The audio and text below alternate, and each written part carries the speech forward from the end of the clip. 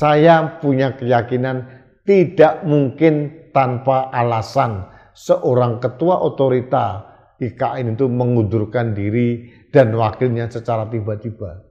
Pasti ada hal-hal yang sangat-sangat prinsipil dan krusial sehingga beliau merasa give up, angkat tangan, menyerah dan mengundurkan diri.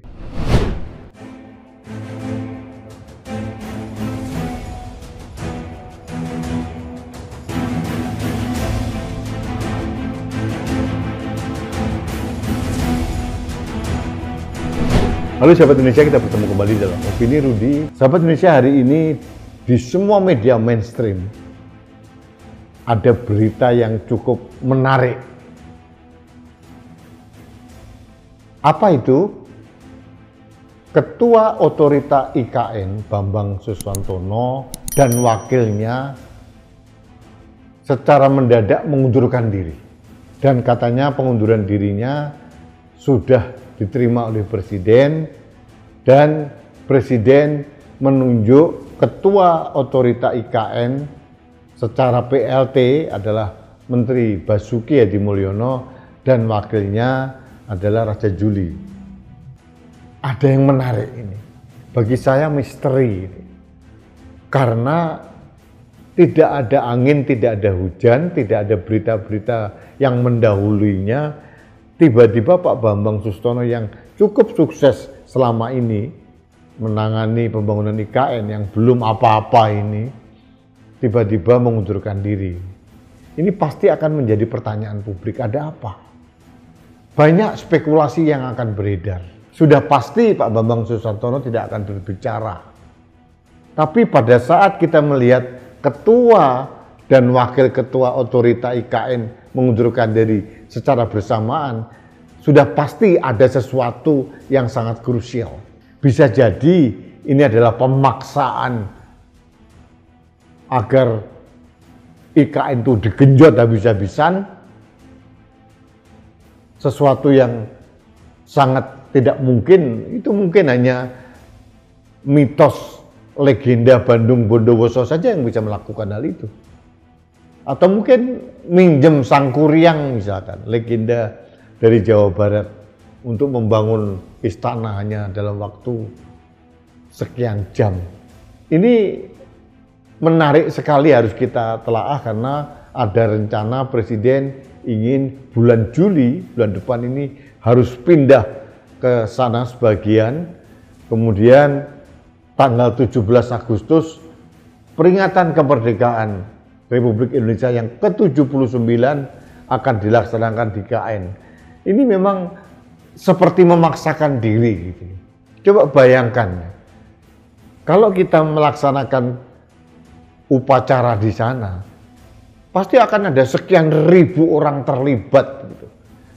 Pada saat kita lagi kesulitan uang ini, berapa biaya yang harus dikeluarkan oleh negara atau oleh lembaga yang ujung-ujungnya uang APBN juga, dari DPR, tamu undangan ini, menteri, macam-macam, sekian ribu orang, perangkat upacara, pengamanan,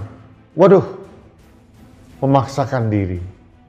Saya ingat waktu itu Pak Basuki, Menteri PUPR juga mengatakan, saya tidak akan pindah IKN karena belum ada air bersih. Ini yang mengatakan Pak Basuki sendiri. Nah sekarang saya tidak tahu apakah sudah ada air bersih atau bagaimana, kita tidak tahu. Jadi memang Pak Bambang Ketua Otorita IKN ini seolah-olah memang dipaksa untuk berbuat sesuatu yang di luar batas kemampuannya mungkin. Karena beliau kan seorang profesional. Dan ya sudah kita duga lah, sesuatu yang dikerjakan secara instan itu pasti tidak baik jadinya. Kita berkali-kali mengatakan kepada Presiden, jangan memaksakan diri, bertahap saja sesuai dengan kemampuan negara ini. Di berbagai negara di dunia, pemindahan ibu kota itu membutuhkan waktu puluhan tahun. Saya pun juga dengar isu katanya Presiden Prabowo nanti kalau dilantik juga tidak akan tinggal di IKN. Karena memang secara infrastrukturnya juga belum komplit. Jadi sekali lagi ini masih awal opini saya terkait dengan mundurnya Pak Bambang Susantono ini, karena sesuatu akan terjadi pasti. Apakah pemaksaan kehendak yang berlebihan yang di luar nalar itu menimpa Pak Bambang, atau mungkin ada kebijakan pemerintah atau presiden yang terlalu tidak masuk akal yang harus dilaksanakan. Bisa saja terjadi sekarang ini. Sampai detik ini saya tidak tahu apakah strategi pertahanan untuk melindungi ibu kota negara ini sudah komprehensif dilakukan. Saya tidak tahu. Karena TNI juga tidak pernah mengumumkan tentang persiapan strategi pertahanan itu. Apalagi ibu kota negara itu di ujung gitu, di perbatasan dengan negara lain. Ini memang aneh, aneh bin ajaib untuk IKN di Penajem Pasir Utara ini, karena biasanya IKN itu ibu kota negara itu ada ya di tengah-tengah, terlindungi oleh kota-kota yang lain atau pulau-pulau yang lain. Jadi pemilihan IKN memang ya kurang tepat lah secara strategi untuk melindungi ibu kota negara. Belum lagi mungkin kemarin katanya Starlink dipaksakan akan menguasai internet di ibu kota. Padahal Starlink itu adalah perusahaan Amerika. Artinya apa? Semua nanti data-data yang paling penting di ibu kota berpotensi itu masuk ke negara lain dan bisa dibuka oleh Amerika Serikat. Nah, riskan. Kita seolah-olah menelanjangi diri kita sendiri di negara lain. Apakah hal-hal itu yang tidak disetujui oleh Pak Bambang Susantono? Saya tidak tahu. Tapi yang jelas tidak mungkin seorang ketua IKN itu mundur bersama dengan wakilnya tanpa alasan yang jelas. Pasti ada sesuatu. Sekarang ditunjuk PLT-nya Pak Basuki, wakilnya Wamen dari Menteri ATR, BPN. Saya tidak tahu akan kemana IKN ini. Meskipun sudah ada undang-undang dikaji, diresmikan, memang secara resmi Jakarta sudah bukan menjadi daerah khusus ibu kota negara, tapi daerah khusus Jakarta saja, tapi masih belum ada PP yang mengatakan ibu kota negaranya pindah ke IKN Nusantara. Jadi sekali lagi saya katakan, inilah buah dari ketergesa-gesaan hanya sekedar untuk meninggalkan warisan. Hanya ingin dikenang sebagai seorang pemimpin yang berhasil memindahkan ibu kota. Harusnya Presiden Jokowi realistis saja. Tidak usah harus pindah sekarang. Sejarah pasti akan mencatat bahwa Presiden Jokowi adalah presiden yang meletakkan dasar-dasar pemindahan ibu kota secara nyata. Itu saja sudah cukup sebetulnya. Tidak perlu dipaksakan ibu kota negara itu pindah di sana. Belum lagi kita harus memberikan informasi ke dunia dengan segala macam bahwa ibu kota negara kita pindah dengan nama Nusantara.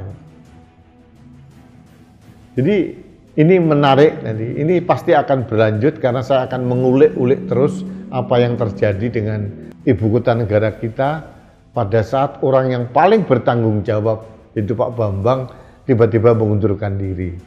Ini menarik sekali dan saya punya keyakinan tidak mungkin tanpa alasan seorang ketua otorita IKN itu mengundurkan diri dan wakilnya secara tiba-tiba. Pasti ada hal-hal yang sangat-sangat prinsipil dan krusial sehingga beliau merasa give up, angkat tangan, menyerah dan mengundurkan diri. Jadi sekali lagi ini mudah-mudahan dijadikan tanda kepada Presiden Jokowi dan aparatnya, jangan memaksakan diri pindah saat ini. Kata Pak Basuki, air bersih belum ada. Katanya Pak Erlangga, Pak Luhut mau pindah duluan dengan Presiden. Presiden itu akan berhenti tanggal 25 Oktober 2024. Ini sudah bulan Juni, Juli, Agustus, September, hanya 3 bulan atau 4 bulan lagi. Ngapain kita harus memaksakan diri pindah pada saat infrastrukturnya belum komplit? ASN yang pindah di sana pun juga pasti ugah-ugahan, mau belanja kemana, infrastruktur belum komplit, semuanya belum komplit. Belum lagi kita lagi kesulitan uang, kesulitan dana untuk peringatan 17 Agustus hari kemerdekaan kita. Tidak perlulah memaksakan diri di KN, mendingan hemat uang. Laksanakan di Istana Merdeka seperti biasa saja.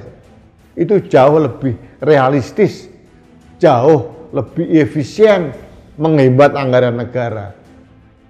Seperti saya katakan tadi lah, berapa uang yang akan diperlukan untuk perhelatan hanya 1 hari kemerdekaan Indonesia. Ribuan orang akan diberangkatkan ke sana, perangkat upacara TNI, Polri, pengamanan, tamu-tamu, dengan kondisi yang masih belum komplit seperti itu. Mbok yao, realistis. Kalau di Istana Merdeka seperti biasa, itu pasti lebih ngirit, berhematlah. Karena uang yang dibutuhkan untuk upacara besar di IKN nanti, itu bukan uang pribadinya Pak Jokowi, uang negara Pak, uang rakyat, uang yang sebagian dari cukai, dari pajak, dari sumber-sumber pendapatan yang lain, bahkan mungkin dari utang. Pak Jokowi mungkin harus diingatkan lah bahwa defisit anggaran kita, kalau mengutip apa yang dikatakan Pak Erlangga, mencapai 2,8% dari PDB. Yang pertanyaan saya yang perlu saya sampaikan pada kesempatan ini yang terakhir adalah, kok menteri-menterinya Pak Jokowi ini loh, yang di inner circle tidak memberikan masukan yang realistis. Udahlah, di Jakarta dulu, jangan dipaksakan dulu lah. Apapun terjadi, pasti kok Mas sudah tercatat. Presiden ke-7 adalah orang yang telah berhasil memindahkan ibu kota, meletakkan dasar-dasar pemindahan ibu kota. Itu sudah cukup. Pelaksanaannya nanti 10 tahun lagi, 20 tahun lagi, biar semua rapi, semua strategi pertahanan, perlindungan, pertahanan di sana aman, semua infrastruktur, air, semuanya bisa tumbuh. Dan internet Pak, jangan diberikan pada perusahaan asing. Kita punya satelit Satria 1, kemudian Satria 2, Telkom juga masih mampu kok mengcover internet secepat apapun gitu. Daripada didikte oleh Elon Musk, data-data kita diambil oleh perusahaan asing, itu riskan. Jangan menjadi pemimpin yang pragmatis dan oportunis. Jangan jadi pemimpin yang inferior kompleks. Berulang kali SpaceX punyanya Elon Musk janji juga mau investasi di sini, kenyataannya tidak kok. Sampai detik ini enggak. Hanya diberikan PHP sama Elon Musk dan ujung-ujungnya dia hanya ingin memasukkan Starlink di sini. Investasinya apa? Apakah Telkom tidak mampu? Kita masih punya satelit baru Satria 1, Satria 2. Belum lagi kita bangun-bangun BTS yang ratusan triliun biayanya yang pernah dikorupsi oleh Johnny G. Plate. Lanjutkan. Kita mampu kok. Membangun tol langit tidak perlu harus pakai Starlink. Nanti semua apa yang terjadi di Indonesia ini, termasuk data kesehatan, data kependudukan, data pribadi, data-data strategik, itu bisa diserap oleh Starlink karena servernya di mana? Memang servernya ada di sini, servernya ada di sana, di Amerika sana. Dan Starlink ini tunduk pada undang-undang di Amerika. Tidak tunduk di undang-undang di sini.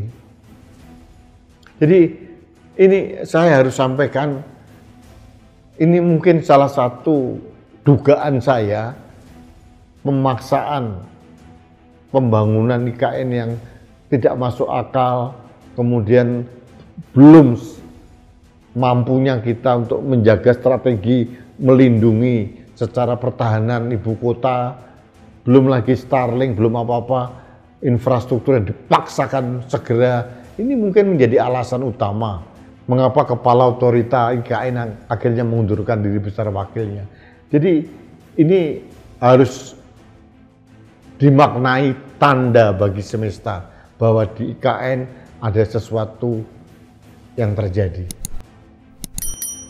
Jadi Pak Basuki realistislah, Bapak pernah mengatakan di IKN belum ada air bersih.